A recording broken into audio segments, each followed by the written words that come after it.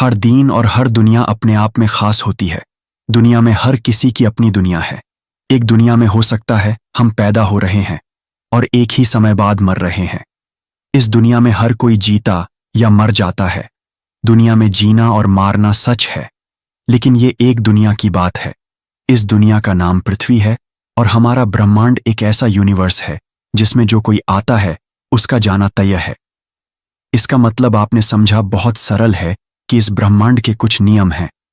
हमारा ब्रह्मांड अपने नियम के अनुसार चलता है। ये अपने नियम के अनुसार ही चल सकता है।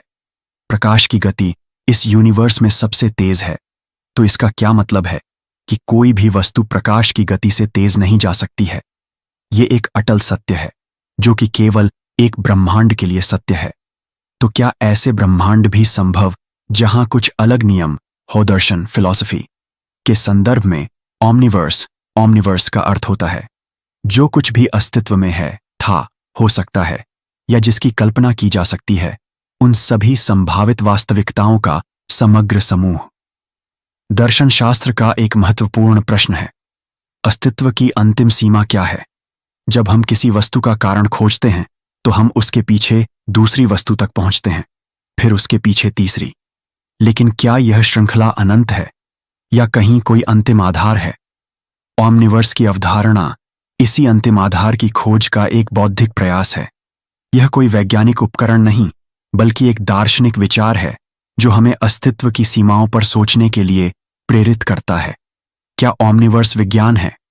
वर्तमान विज्ञान ओमनिवर्स के अस्तित्व को सिद्ध नहीं करता। कुछ वैज्ञानिक सिद्धांत मल्टीवर्स की संभावना पर चर्चा करते हैं, लेकिन ओमनिवर्स उससे भी आगे की अवधारणा है। इसलिए ओमनिवर्स को आज मुख्यतः एक दार्शनिक, सैद्धांतिक और कल्पनात्मक विचार माना जाता है। ये कोई कल्पना नहीं है। आप इस दुनिया में जो कुछ भी देख रहे हो वो एक प्रकार सत्य है, लेकिन सत्य के तो कई प्रकार हो सकते हैं। मान लें आप एक लड़की से शादी कर रहे हैं। शादी करें। वक्त आपके पास दो विकल्प हैं, आप शादी कर या ना करें। आपके पास बस एक ही विकल्प चुनने का अधिकार है। हर विकल्प आपको एक नहीं दुनिया देगा। शादी करेंगे तो अलग दुनिया खुलेगी, और जब आप शादी नहीं करेंगे तो अलग दुनिया खुलेगी। हर विकल्प एक नई दुनिया खोलेगा। वह सत्य जिसने कभी नाम नहीं लिया, जिसने कभी रूप नहीं धारण किया, जिसने कभी किसी भी भाषा में व्यक्त नहीं हो सका, वही सत्य आज भी हमारे अस्तित्व के निरंतर पृष्ठभूमि में रहता है। बिल्कुल उस तरह से जैसे सूरज के प्रकाश के बिना भी हमारी आंखें देखती हैं कुछ, लेकिन वास्तविक दृश्य तब भी ही होता है जब किरण पड़ती है। ओमनिवर्स, यह शब्द ही कितना ही अजीब है, कितना ही अनसोझा, कितना ही अपरिचित। इसे कभी किसी ने एक बार में समझ नहीं सका, कभी किसी भी एक दर्शन के माध्यम से समाप्त नहीं कर सका। और यही तो इसका सबसे बड़ा रहस्य है। ये समझ में नहीं आ सकता, क्योंकि यह मानव बुद्धि के वह पार है जहां शब्द समाप्त हो जाते हैं और अनुभव का सागर आरंभ होता है। यदि हम बहुत बड़ी दूरी से देखें तो पूरी यह वस्तुएं, ये यूनिवर्स, ये मल्टीवर्स, ये सभी डायमेंशन, ये लगभग असंख्य रूप और असंख्य स्थितियां, सब कुछ एक ही सत्य के विभिन्न रूप में परिणमित हो रहे हैं।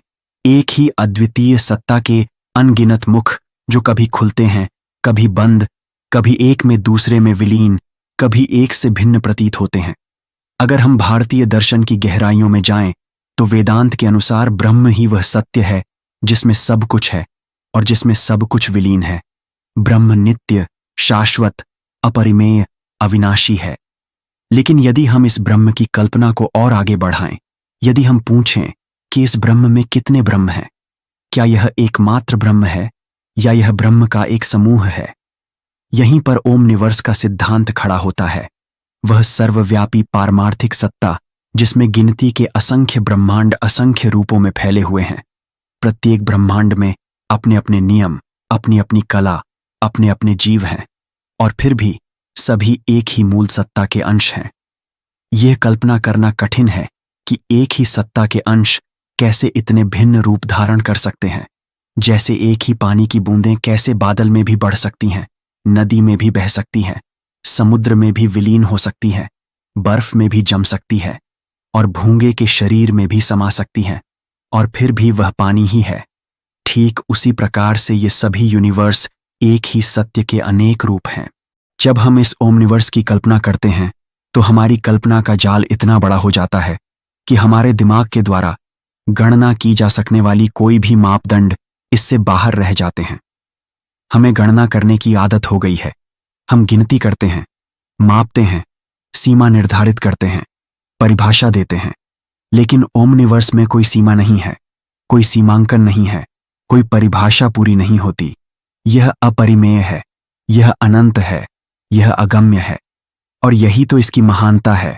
यह जिसने इसे निर्मित किया है उसकी क्षमता का प्रतीक है, उसकी शक्ति का प्रमाण है। जब हम किसी महान कवि की कविता को पढ़ते हैं तो हमें महसूस होता है कि शब्दों की सीमा के बाद भी कुछ है जो व्यक्त नहीं हो सकता, कुछ है जो हवा की तरह फैला हुआ है, कुछ है जो हर शब्द में छिपा है लेकिन किसी एक शब्द में नहीं आ सकता। ओमनिवर्स की कल्पना भी ठीक उसी प्रकार है।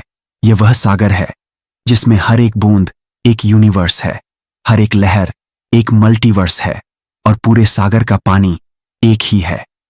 वेदों में यह कहा गया है, पूर्णमदः पूर्णमिदं पूर्णात् पूर्णमुदच्यते पूर्णस्य पूर्णमादाय पूर्णमेवावशिष्यते। जो पूर्ण है वही पूर्ण है, जिससे पूर्ण निकाला जाता है भी वही पूर्ण रह जाता है। यह वाक्य सादा लगता है लेकिन इसमें संपूर्ण ओमनिवर्स का रहस्य छिपा है। यूनिवर्स का निर्माण होता है, वह समाप्त होता है, लेकिन पूर्णता कभी कम नहीं होती। यूनिवर्स के निर्माण और प्रलय में सब कुछ बदलता है, सब कुछ विनाश को प्राप्त होता है, लेकिन वह आदि सत्ता जिससे सब कुछ उत्पन्न हुआ है वह कभी नष्ट नहीं होती। यही तो ओमनिवर्स का सार है। यह वह पूर्णता है जिसमें सभी यूनिवर्स असंख्य बार निर्माण और प्रलय का अनुभव करते रहते हैं, और फिर भी वह पूर्णता अपरिचित रहती है। अगर हम इस विषय को एक अन्य दृष्टिकोण से देखें, क्वांटम भौतिकी के अनुसार एक ही घटना कई संभावनाओं में हो सकती है। क्वांटम मैकेनिक्स के बहुविश्व व्याख्या के अनुसार हर क्वांटम घटना के साथ बहुत से ब्रह्मांड बनते हैं। प्रत्येक में वह घटना एक अलग रूप में होती है। यह शास्त्रीय भौतिकी की कल्पना से भी परे है कि एक ही क्वांटम स्तर पर घटित होने वाली घटना से कितने ब्रह्मांड बनते हैं। शून्य से अनंत तक हर संभावना एक नया ब्रह्मांड। यही तो ओमनिवर्स की सबसे सुंदर परिभाषा है। यह सभी संभावनाओं का समूह है, सभी संभवित रूपों का समाहार है, सभी विकल्पों का संग्रहालय है। जब हम किसी निर्णय लेते हैं तो उस क्षण हमारी एक रूप अवश्य लेता है, लेकिन उसी क्षण अन्य सभी संभावित रूप भी अपने अपने ब्रह्मांडों में वास्तविक हो जाते हैं। यह अद्भुत है। हमारा हर निर्णय अनगिनत ब्रह्मांडों को जन्म देता है। हमारी हर क्रिया अनगिनत यूनिवर्स को आकार देती है। अब सोचिए, अगर हर एक क्षण में अनगिनत ब्रह्मांड बन रहे हैं तो पूरे समय में कितने ब्रह्मांड बन चुके हैं? क्या गणना की जा सकती है? नहीं, नहीं, यह गणना से परे है। यह अनंत है, और यही तो मनुष्य की सीमित बुद्धि का सबसे बड़ा संघर्ष है। वह जो चीज अनंत है उसे अपनी सीमित कल्पना में फंसाने की कोशिश करता है, अपने अनुभव के बंधनों में उसे कैद करने का प्रयास करता है।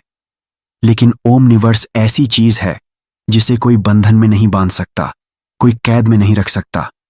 यह हर बंधन से परे है, हर सीमा से परे, हर परिभाषा से परे। यहां हमें बौद्ध दर्शन की एक बहुत ही गहराई लेने वाली अवधारणा का संदर्भ लेना चाहिए, माया। माया वह शक्ति है जो एक ही सत्य को अनगिनत रूपों में दिखाती है, जो एक ही ब्रह्म को अनगिनत नाम रूपों में विभक्त कर देती है। वेदांत में कहा गया है कि यह संसार माया है, मिथ्या, भ्रांत, नाटक जैसा। लेकिन यह मिथ्यता तभी तक मिथ्या है जब तक हम इसे अकेले यूनिवर्स की माया समझें। जब हम ओमनिवर्स की कल्पना करें तो माया की भी एक बहुत बड़ी कल्पना बन जाती है। माया ही वही है जो एक ही सत्य को इतने अनेक रूपों में प्रदर्शित कर रही है कि हर रूप को अलग अलग लगता है, हर रूप की अपनी अलग अलग वास्तविकता प्रतीत होती है, और हम उसे सच समझने लगते हैं। यह माया की सबसे बड़ी धोखा है।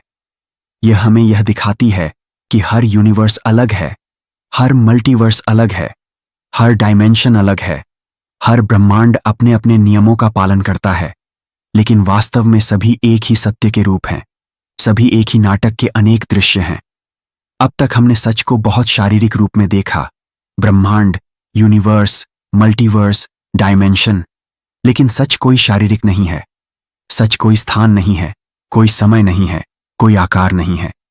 सच केवल सच है, बिल्कुल उसी तरह से जैसे आपका स्वप्न देखते समय आपको लगता है कि यह सब वास्तविक है, यानी वह सब एक ही समय में मौजूद है जो संभव हो सकते हैं। तो आज के लिए इतना ही, शायद आप भी कहीं और कुछ और हो। धन्यवाद।